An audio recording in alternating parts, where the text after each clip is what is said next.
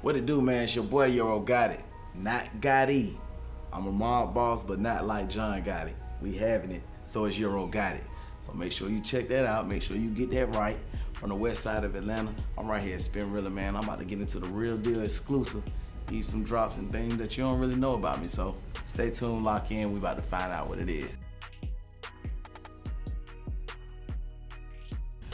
So it was probably about 18 when I started doing music.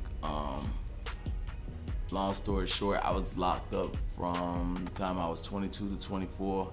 That time that I got out, I knew I had to start making a change and start taking it a little more serious. So I started with, my brother had gotten shot like 5 times. He survived, but in the process of him surviving, he was telling me like, bro, if you're gonna do this, you gotta go hard. And that's when I kind of knew then, like, I didn't have anything to fall back on. I started out at college, getting kicked out. I ain't had no degree or nothing, so I'm like, I gotta take this thing serious. So I started doing open mics and things like that, and along with the open mics, I kind of like built up like a small circuit fan base into where every time I went to certain open mics and stuff like that, people knew who I was, people knew my songs and stuff like that. So after that, I knew I had to take the next step, because it's like we get so caught up in what we're used to and we stick to that, where it's like, bro, this wasn't the end. I gotta go to the next step. So I fell back from the open mics, and I produced and featured on a song that got another kid they used to call the White Drake. It got him discovered, and the same label that he was discovered by, they took interest. They heard my music, and from there we was out of there. The song with Lil Baby came about when that was actually the first song I ever freestyled. I used to write up until then, and it was just one of those. And what's so crazy is that's the last time I ever wrote. That was back. And to tell you the truth, what's so crazy that we doing this interview today, it came across my timeline that the feature we did, this is like the day this day is the anniversary of that. So it's kind of weird, it's kind of crazy, but it was a situation where it was like, I did the song first prior to us putting Baby on it. And it was like, when I heard the beat, I felt it, and I just knew, for some reason, I'm like, bro, this is a hit. I can just tell, I can feel it. Like, I had energy all the way through. And it was just like, I was so amped about recording it, I didn't have time. I didn't feel like I had time to sit down and just start writing.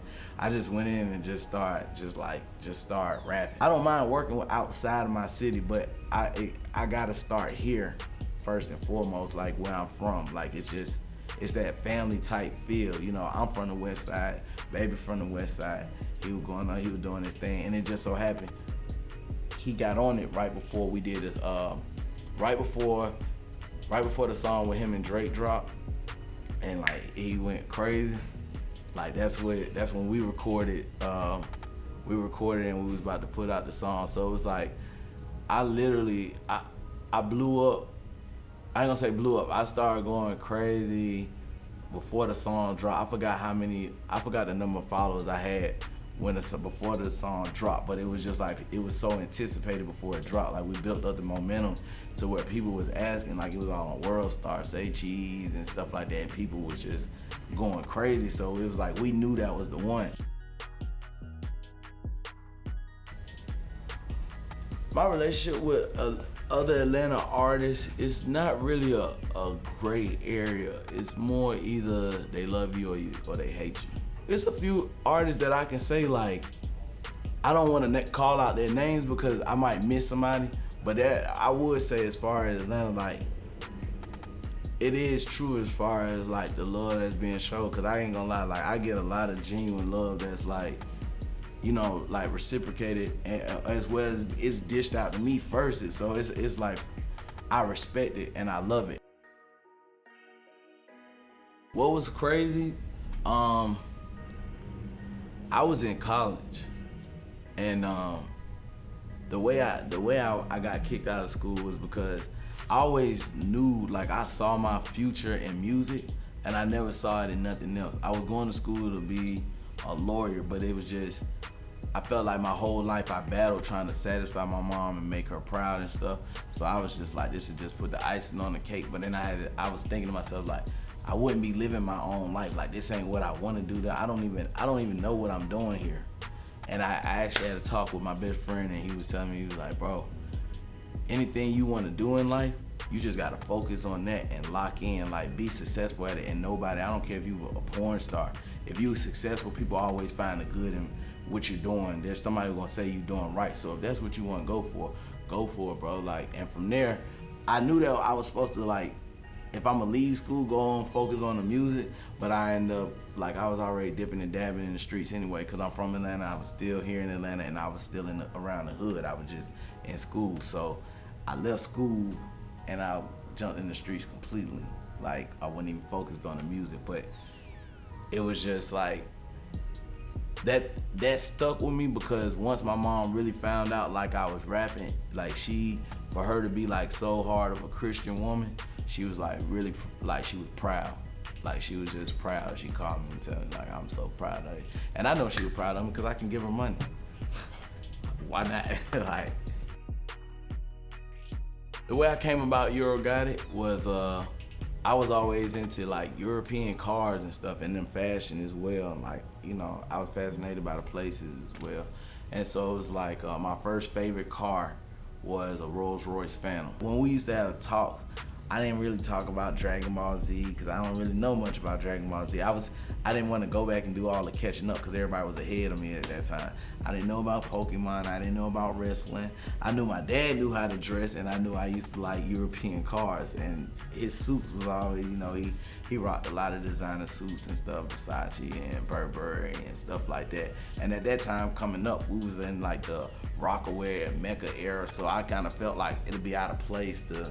But I was still fascinated. I just felt like it wouldn't be accepted by my peers if I was into that kind of stuff. But I talked about it so much that when they was just like, bro, they called me Euro. I was just like, you know, Euro. So I was like, I ran with it. And then while I was locked up,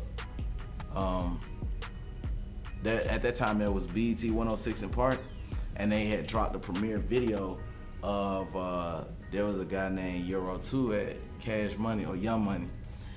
And it kind of discouraged me because I was like, man, like, what I'm supposed to do? Like, I can't run with a name of somebody. And at that time, everybody from Young Money was just like out of here. So it was just like, I'm expecting this same thing coming back. I'm like, man, I can't do it. And one of my cellmate came in, and another dude like, bro, you can't let that discourage you, bro. Like, it's about who gonna own up to the name. Like, you get out, you gonna make this thing happen. You got, because I was already in jail I was doing music in jail. That's how they called me radio and all that, because I wrote a new song every day. So I don't know, I took it and I applied it. I hear a lot of stuff, and I took it and I applied it, and I was just like, man, I'm gonna keep my name. I ain't gonna change it. I'm gonna just have to make them respect it. And if he don't want the name, he gonna have to outwork me. And I ain't want to let nobody outwork me. So when I came out, we was trying to get my IG situation straight as far as when I actually hooked up with the label that I'm with, Authentic Empire. And, you know, my manager was telling me, like, bro, you know, we can't use the name because the name is already taken. What you want to do? And I want to say it was all about like 45 minutes. I'm sitting there, I'm trying to figure it out. I'm just like, man, Euro. Like, I came up with several different names. I ain't like, then it came to my mind, was just like, let me see, I got it.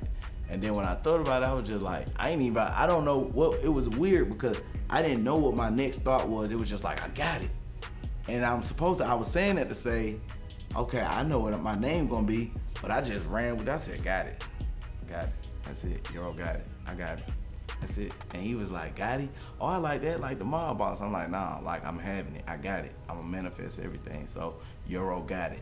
And he was like, I ain't never heard that. That's kind of weird, but it is kind of catchy. You got to roll. And I was just like, because I'm gonna make people respect my name anyway. I ain't got to worry about the end of my name as far as got it. You gonna respect it and just call me Euro anyway. Euro or Euro, got it. It don't matter. I Wonder was a tough one for me. That was a tough song that I recorded. That as well as Letter to God, which is on the Foreign Exchange mixtape now. Letter to God was a little more heartfelt because I really got emotional and broke down and cried after I finished that song.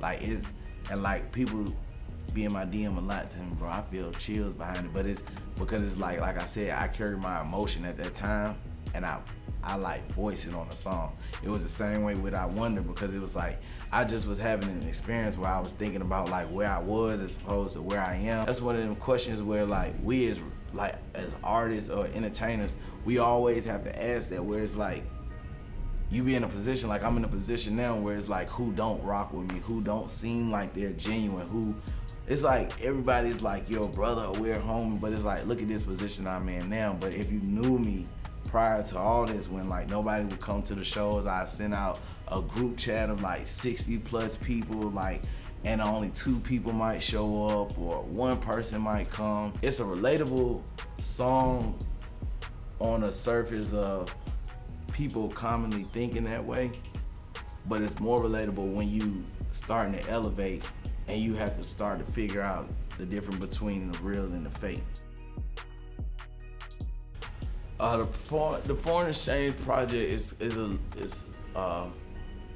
my second project that I put out right after the first project, which was Foreign, and it's a little more mature because on the first one it was like fun-filled, the party vibes and stuff like that. There was a couple of like serious tracks on there, but it was like a surface level of like I didn't really want to get too deep because I didn't want people putting me in certain lanes. So I just it was like a test field, like we're gonna give you candy and just see how you accept that. Are you gonna rock with me? You're not gonna rock with me. And like with the first project doing so well, for it to be my first project, the second one I was like, okay, I think I can give them a little bit more of me. I can let them know who I am as a person and how I see things and stuff. I still didn't go as in depth as I would like to because I wouldn't want to be labeled like a conscious rapper. I wouldn't want to bore people, especially with the demographics that I have. Like I wouldn't, would want to put that type of vibe on them where they like, that's J. Cole. I'm not that deep, but I just wouldn't want to get them on a conscious level. But I just wanted to make it more relatable to where people who going through things, because it's like I was homeless. It wasn't until I got out of jail where I realized I'm a statistic regardless. I got kicked out of college. I was homeless. I'm locked up for 2 years. Like all the odds were already stacked against me. With Foreign Exchange, I feel like it allowed me to like unlock. I didn't completely take off the shackles, but it allowed me to like unlock it and move a little more freely. Like I gave them more of me as opposed to a surface. And I just feel like even with more and more projects, they had to go more in depth as to who I am as a person, almost like a storyline. What can the fans expect from me next? I can't give you no direct answer to that because it's like I don't really look into like what's next. I feel like I be feeling like next is already taken care of. Like I took care of next like 3 months ago, so I'm off to something else. I be too far ahead of myself.